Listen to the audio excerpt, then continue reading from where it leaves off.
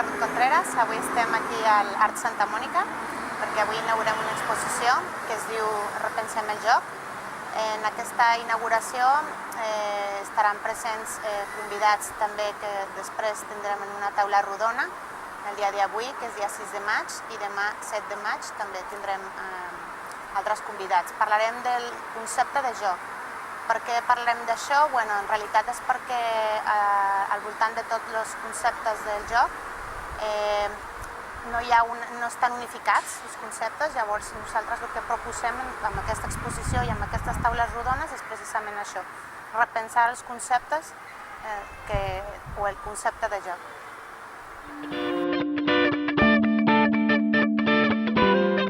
Bueno, la feina, bàsicament tota l'experiència que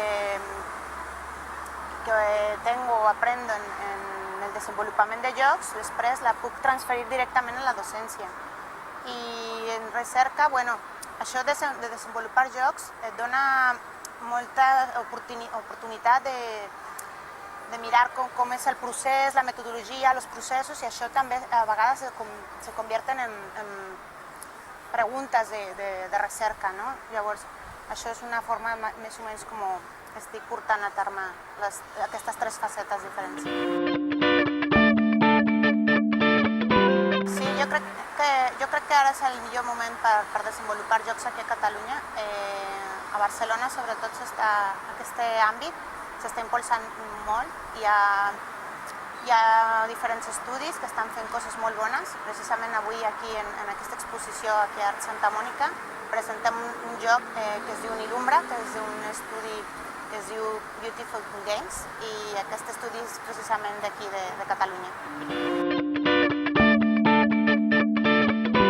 Actualment estem treballant en un videojoc de la col·lecció de jocs que es diu Personatges en joc, que precisament és un projecte de la Politècnica de Catalunya. Jo estic col·laborant en el grup d'investigació que es diu GIE, Grup d'Informàtica en l'Enginyeria, i actualment estem desenvolupant el joc de 1714.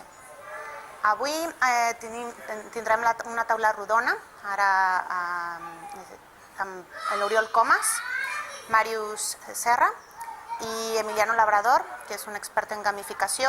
Oriol és un expert en jocs de taula, i Màrius Serra és molt conegut per els seus jocs verbals.